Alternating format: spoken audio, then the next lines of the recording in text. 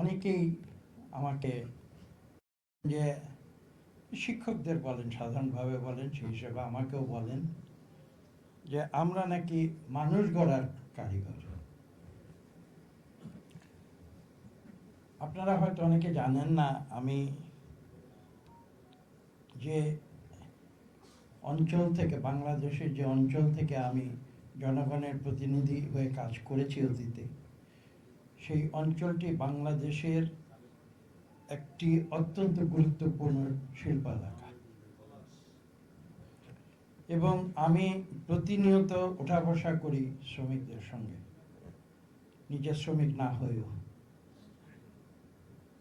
এবং সে কারণেই বলছি, এবং আমি সবসময় তাদের এভাবে সম্বোধন করি যে আমাকে যখন কেউ বলে মানুষ গড়া কারিগর, আমি তখন তাদের বলি, আমার এলাকার সহস্র সহস্র শ্রমিক রয়েছে, তাদের বলি যে শ্রমিকেরা কিন্তু দেশ গড়ার কারিগর।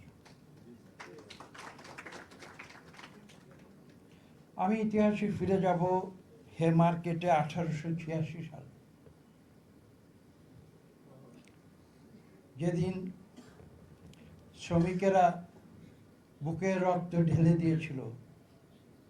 আজকে আপনারা যে দাবি দাবাগুলো এনেছেন, তার প্রথম দাবি দেওয়া ছিল শ্রমিক 8 ঘন্টা কাজ করবে, বাকি সময়টা তাকে আমাদের দিতে হবে। এবং সেদিন থেকে শুরু করে আজকে 150 বছরেরও বেশি, 150 বছরের মতো অতিক্রান্ত হয়েছে। আমি ছোট্ট একটি প্রশ্ন আপনাদের সামনে তুলে ধরতে চাই। আজকে যে দাবি দেওয়ার যে তালিকাটি লাল বইতে দেওয়া হয়েছে, আপনারা লক্ষ্য করে দেখুন, তার অধিকাংশ কিন্তু সেই 1886 সালের দাবি দেওয়ার মধ্যেও ছিল।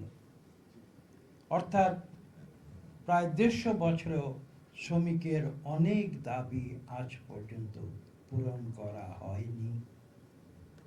কেন হয়নি? কাদের কারণে হয়নি? শ্রমিকরা যদি দেশ গড়ার কারিগর হয়ে থাকেন, তাহলে তাদের দাবি দেওয়া দেশ পূরণ করবে না, দেশের নেতৃত্ব যারা দেন তারা পূরণ করবে না। এটা তো একটা কন্ট্রাডিকশন। আমি একটি কথা বলবো, আমি যদিও একটি রাজনৈতিক দলের সদস্য, যেটি মধ্যপন্থী, আপনারা জানেন রাজনৈতিক দল, আমরা উদারনৈতিক রাজনীতি করার চেষ্টা করি।